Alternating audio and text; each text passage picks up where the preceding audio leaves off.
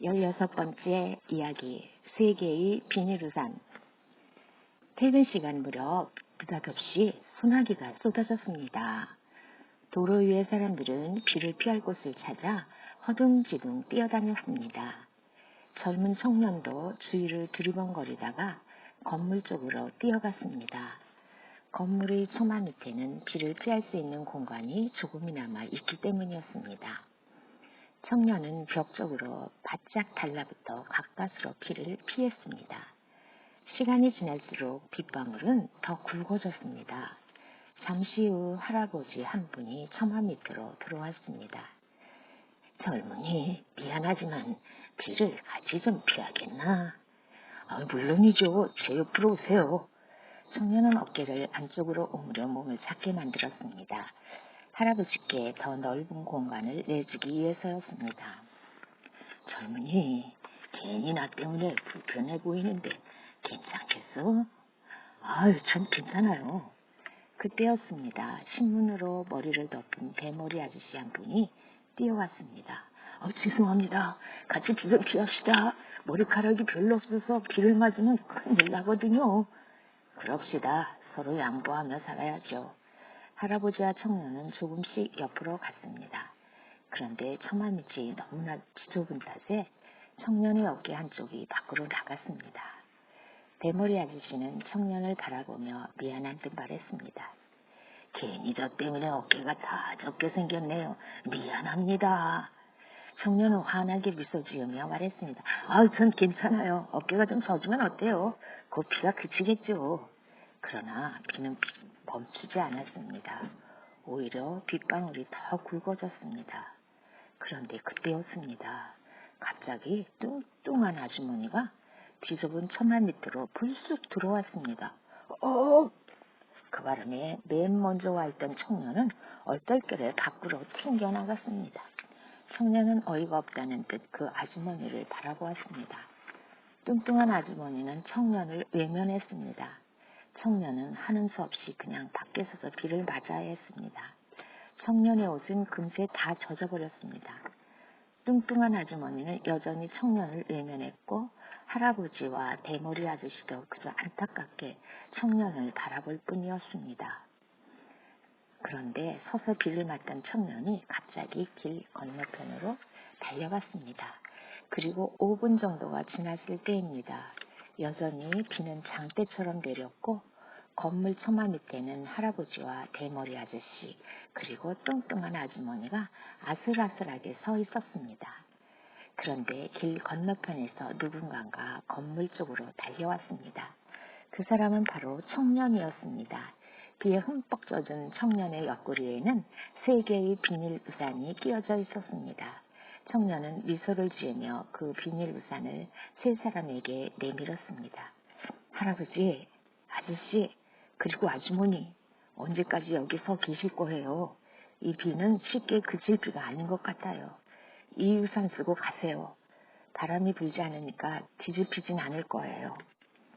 비닐 우산을 건네받은 세 사람은 잠시 할 말을 잃었습니다. 그리고 뚱뚱한 아주머니의 얼굴은 홍당무처럼 붉어졌습니다. 미안해요.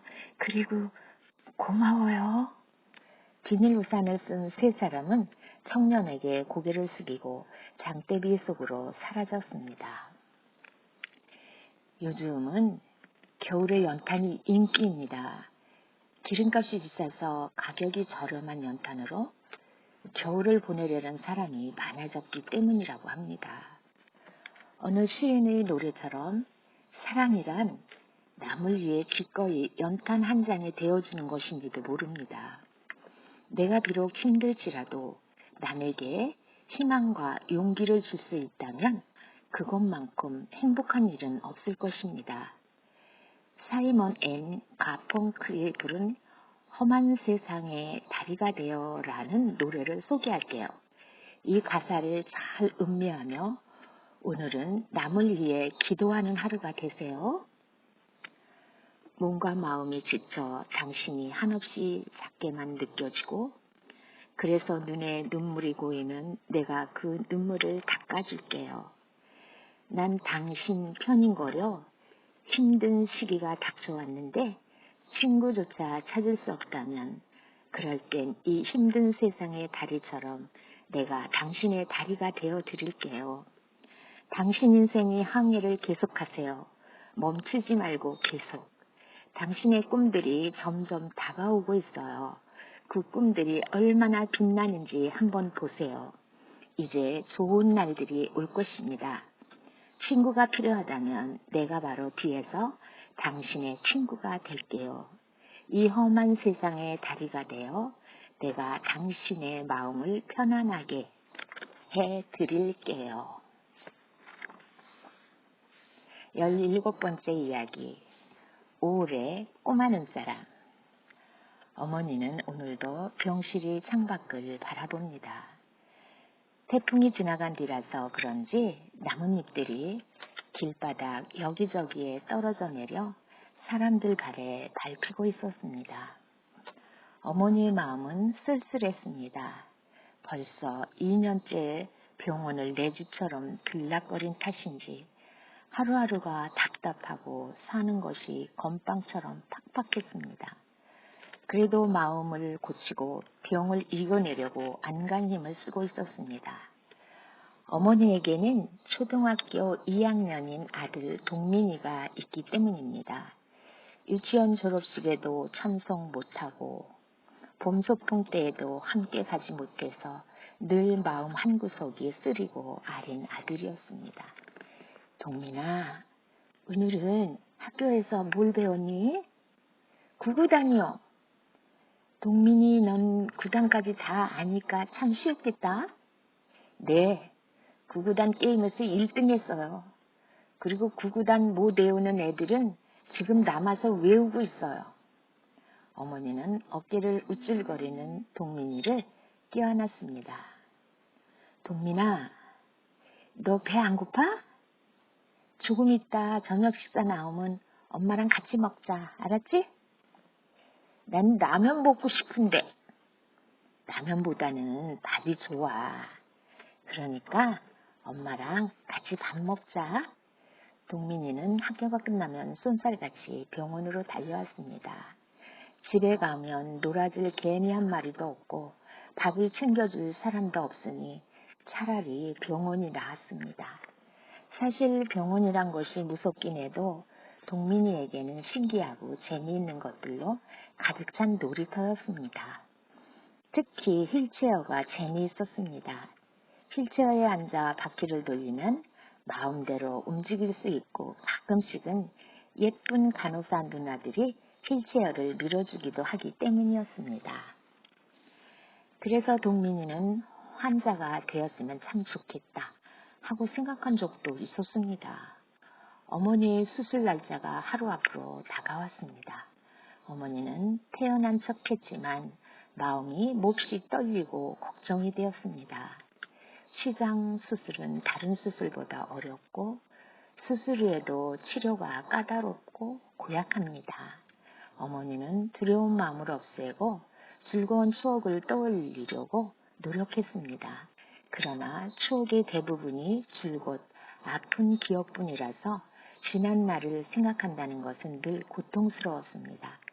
그러다 문득 어둠 속의 한 줄기 빛처럼 즐거운 추억이 떠올랐습니다.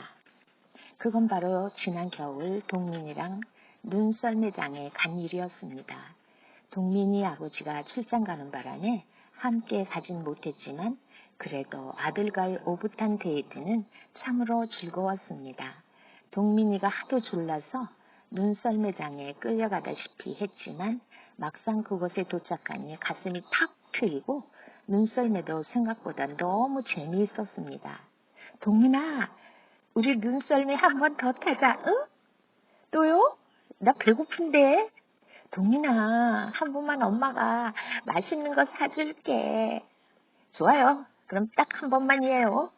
눈사람을 가르며 싱싱 달리는 그 짜릿한 기분은 눈썰매를 타보지 못한 사람은 모를 것입니다.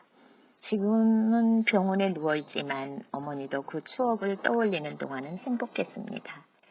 동민이를 옆에 앉히고 함께 눈썰매를 타며 싱싱 달리던 모습. 어느새 어머니 입가에는 미소가 번지기 시작했습니다. 드디어 수술하는 날이 되었습니다. 어머니는 마른 침을 삼키며 초조한 얼굴로 천장만 바라보았습니다. 의사 선생님과 간호사들은 수술 준비로 분주했습니다. 동민이 아버지도 이른 아침에 병원으로 왔습니다. 여보, 힘내요. 다 잘 될 거야. 나랑 동민이가 기도할 테니까 마음 단단히 먹고 수술 잘 받아. 괜찮을 거야. 알았지? 어머니는 입술을 깨물며 떨리는 목소리로 말했습니다. 알았어요. 잘할게요. 물론이지. 수술만 잘 되면 건강해질 거야. 어머니는 두려운 눈빛으로 주위를 두리번거렸습니다. 그런데 우리 동민이 어디 있어요? 집에 있어요? 지금 오고 있을 거야. 같이 오지 그랬어요. 같이 오는 길에 갑자기 집에 다시 가야 한다는 거야. 집에 뭘 놓고 왔다고 나보고 먼저 가라고 해서 나만 먼저 왔지. 곧 올 거야. 수술 준비가 다 되어 어머니는 침대에 눕혀진 채 수술실로 이동을 하고 있었습니다. 그런데 그때까지도 동민이는 나타나지 않았습니다. 우리 동민이 얼굴 한번 봤으면 좋겠는데 왜 안 오죠? 무슨 일이라도 생긴 거 아닐까요? 아버지는 병원 입구를 쳐다보며 말했습니다. 곧 온다고 했는데 이 녀석 집에서 게임하는 거 아니야? 신대는 수술실 입구에까지 도착했습니다. 수술실 문이 열리자 어머니는 서서히 눈을 감았습니다. 그런데 그때 복도 끝에서 쿵쿵거리며 황급히 달려오는 발자국 소리가 들렸습니다. 바로 동민이었습니다. 어머니는 나지막이 동민이를 불렀습니다. 동민이는 어머니 곁으로 달려왔습니다. 아들을 본 어머니의 눈시울이 붉어졌습니다. 동민아, 왔구나. 왜 이제 왔니? 엄마는 동민이도 못 보고 수술하는 줄 알았잖아. 동민이는 숨을 헐떡이며 무언가를 내밀었습니다. 그건 바로 꼬마 눈사람이었습니다. 동민아, 이거 눈사람이잖아. 어디서 났어? 엄마, 기억 안 나세요? 지난 겨울에 눈썰매장에 갔을 때 내가 만든 눈사람이잖아요. 냉장고에 넣어두고 심심할 때마다 꺼내서 눈사람과 얘기했는데 이제 엄마 드릴게요. 자, 받으세요. 꼬마 눈사람이 엄마를 지켜드릴 거예요. 어머니는 차가운 꼬마 눈사람을 건네받고 그만 눈물을 쏟고 말았습니다. 우리 동민이 정말 고맙다. 엄마 수술 잘 받고 나올게. 어머니는 꼬마 눈사람을 가슴에 품으며 수술실로 들어갔습니다. 비록 차가웠지만 어머니의 마음만은 따뜻했습니다. 불안하고 초조했던 어머니는 어느새 평안한 마음이 되어 수술을 받을 수 있었습니다. 늦은 봄날에 찾아온 꼬마 눈사람의 맑은 영혼 때문이었습니다. 여러분이 가장 힘들고 괴로울 때 기댈 수 있는 가장 가까운 사람은 누구인가요? 바로 어머니일 겁니다. 늘 따뜻하게 안아주시고 세상으로부터 나를 지켜주시고 모든 사람이 내게 등을 돌린다 할지라도 어머니는 늘 내 편이니까요. 어머니는 이처럼 참 좋은 친구이자 든든한 보호자입니다.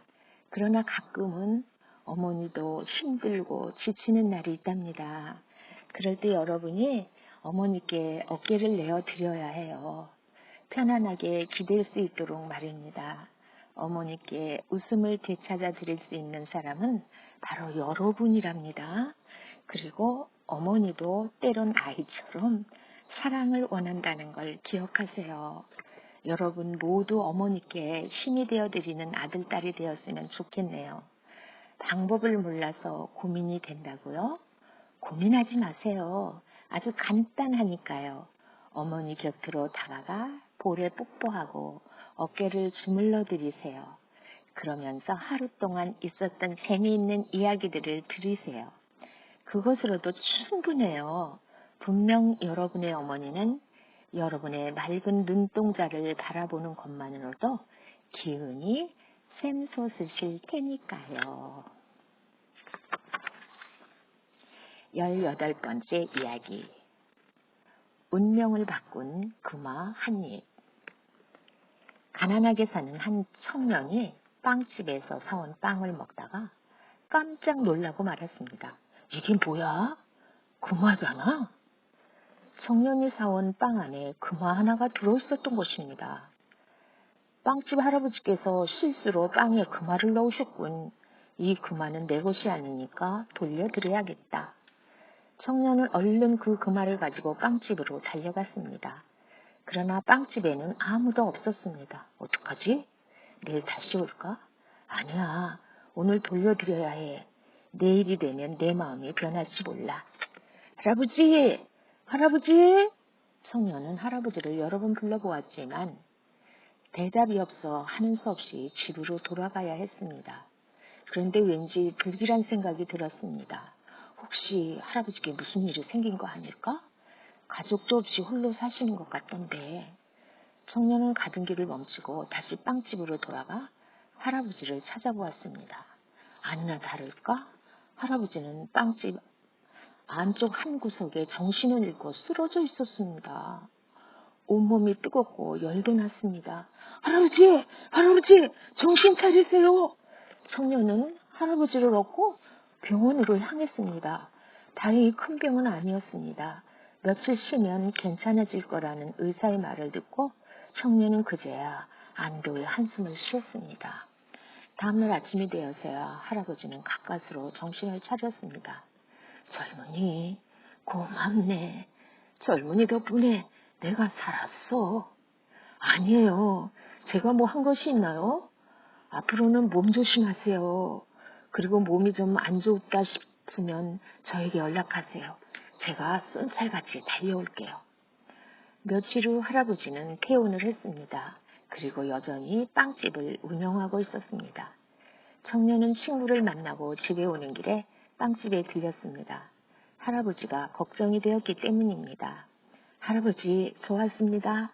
건강은 좀 어떠세요? 괜찮으시죠? 할아버지는 활짝 웃으며 말했습니다.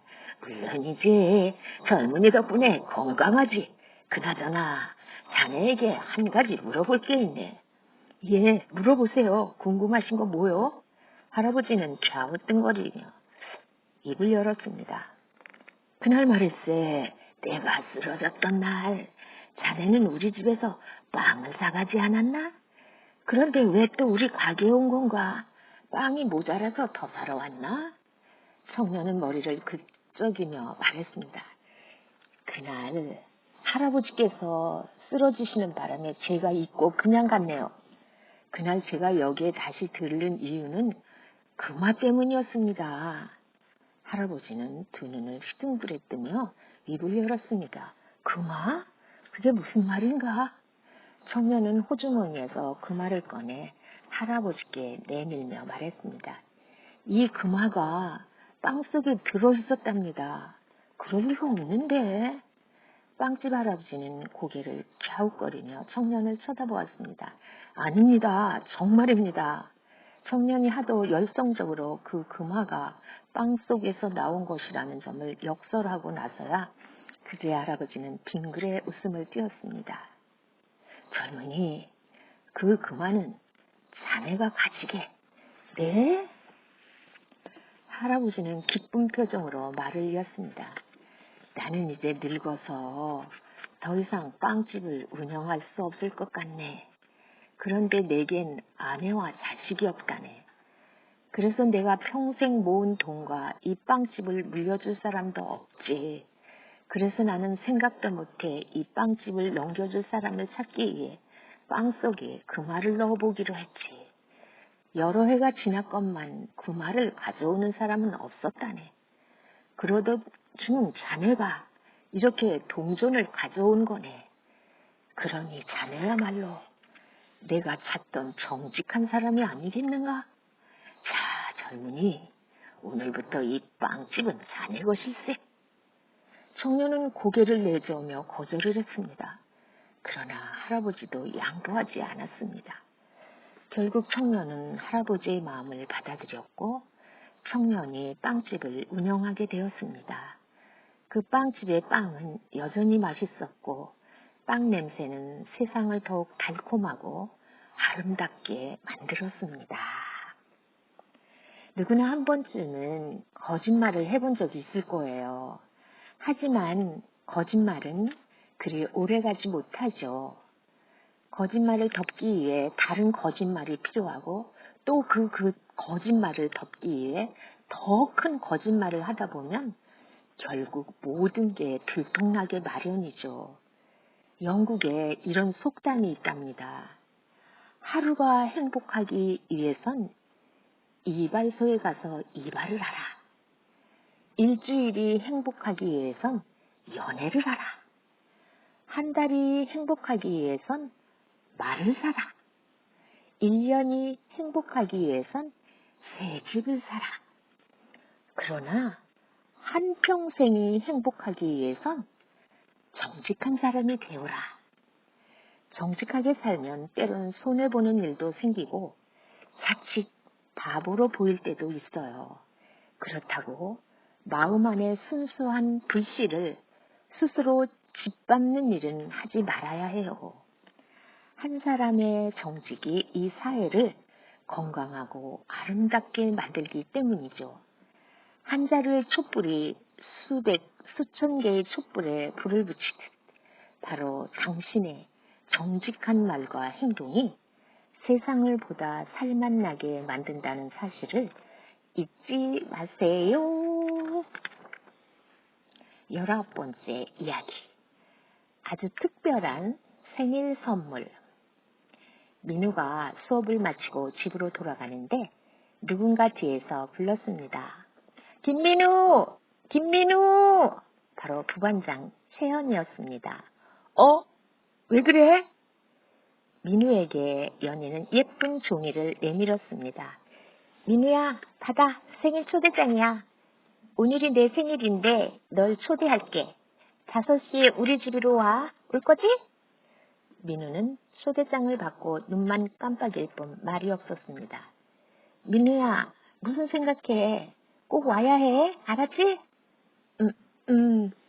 사실 민우는 혼자서 연희를 좋아하고 있던 터라 연희의 초대에 다소 쑥스럽고 기분이 설레었습니다. 그러나 마음 한편이 좀 무거웠습니다. 홀로 계시는 할아버지가 마음에 걸렸던 것입니다.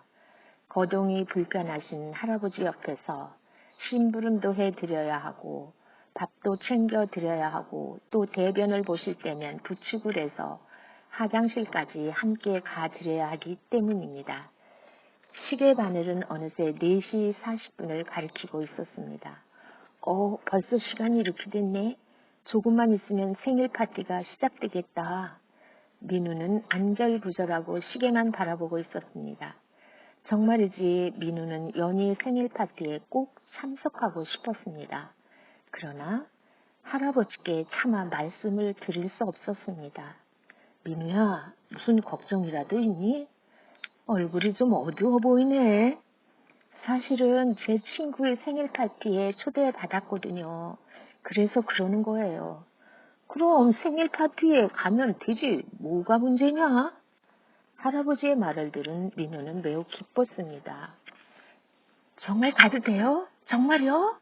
저 가면 할아버지 혼자 계셔야 하잖아요. 난 괜찮다. 그리고 초대를 받았으니까 당연히 참석해야지. 참석하지 않으면 그 친구가 얼마나 서운하겠니? 민우는 서둘러 연인의 집으로 향했습니다. 민우 왔구나. 어서 와. 연희 집에는 이미 5-6명의 아이들이 도착해 있었습니다. 민우 자식, 이런 건 지각 안 하네. 자식, 먹을 복은 있다니까. 아이들은 생일 케이크 2초에 불을 붙였습니다. 연희야, 빨리 불어. 케이크에 촛농 떨어지겠다. 연희는 행복한 표정으로 촛불을 껐습니다. 아이들은 폭죽을 터뜨리며 생일 축하 노래를 불렀습니다. 생일 축하합니다. 생일 축하합니다. 사랑하는 채연이 생일 축하합니다. 이어서 반 아이들이 각각 준비한 선물을 연희에게 내밀었습니다. 짠! 받아, 인형이야. 어머, 이 인형 내가 정말 갖고 싶었는데 고마워, 영철아. 난 모자 사와서 난 샤프. 이야, 이 샤프 정말 좋다. 너니까 특별히 주는 거야. 자, 난 가방이야. 예쁘지? 너무 고마워. 정말 고맙다. 연희는 선물을 받고 무척이나 행복해했습니다. 다음은 민우 차례였습니다. 반장, 너 뭐해? 연희에게 선물 안 줘? 반 아이들은 민우를 재촉했습니다. 민우는 잠시 망설이다가 등 뒤에서 흰 편지 봉투를 연희에게 내밀었습니다. 아이들은 그 안에 무엇이 들은지 몹시 궁금했습니다. 성격이 급한 한 아이가 그것을 잡아채 봉투를 열었습니다. 이게 뭐야? 겨우 꽃이잖아. 이것도 생일 선물이라고 준비했니? 반장, 꽃이가 뭐야? 차라리 빈손이 낫겠다. 아이들은 모두 민우를 보며 비웃었습니다. 민우는 담담한 표정으로 봉투 안에 봉숭아 꽃씨를 손바닥에 부었습니다. 그리고는 연희에게 내밀며 말했습니다. 자, 받아. 연희야, 생일 축하해. 지금은 작은 꽃이 지나지 않지만 나중에는 크고 아름답게 꽃을 피울 거야. 민우는 봉숭아 꽃씨를 연희의 손바닥에 떨어뜨렸습니다. 연희는 미소를 지으며 말했습니다. 민우야, 고마워. 역시 넌 멋져. 이래서 내가 널 좋아한다니까. 연희의 말을 듣고 민우는 얼굴이 봉숭아처럼 붉어졌습니다. 생일 파티가 끝나고 집으로 돌아오는 길 민우는 하늘을 올려다보며 혼자 중얼거렸습니다. 엄마, 아빠, 오늘 기분이 정말 좋아요. 그냥 좋아요. 엄마, 아빠는 잘 계시죠? 저도 잘 지내고 있어요. 할아버지도요. 민우는 집에 들어서자마자 할아버지를 찾았습니다. 할아버지, 저 왔어요. 그래, 재미있었어? 기분이 좋아 보이는구나. 예, 아주 많이요. 그런데 할아버지, 여름은 언제 올까요? 이제 겨우 봄이 시작되었으니까 봄이 지나면 오겠지. 전 여름이 빨리 왔으면 좋겠어요. 아주 빨리요. 왜? 봉숭아 꽃이 피면 그 꽃잎을 따라 누군가의 손톱 끝에 매달아주고 싶어서요. 민우는 꿈꾸듯 행복한 미소를 지어 보였습니다. 태어날 때부터 병약했던 아이가 있었습니다. 이 아이는 뼈와 관절이 심한 질환으로 매일매일 고통스러운 나날을 보냈습니다. 동네 아이들과 어울릴 수도 없어 늘 외로웠습니다. 이 아이에게 큰 힘이 되었던 것은 아버지의 따뜻한 말 한마디였습니다. 너의 상처를 찬란한 별로 만들어라. 아이는 그 꿈을 위해 열심히 공부하였습니다. 아이는 훗날 영국 외과학회 회장과 국제외과학회 회장을 지내는 훌륭한 의사가 되었습니다. 그는 나머지 인생을 남을 위해 살았고 100세가 되던 해에 작고하였습니다.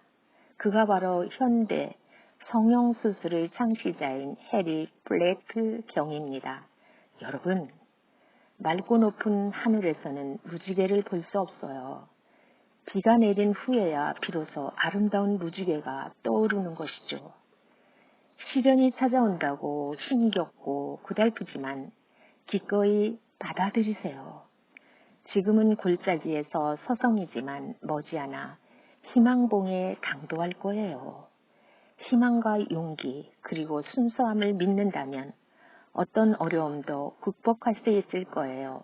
힘을 내세요. 별은 어두운 곳에서 더욱 빛남을 잊지 마세요.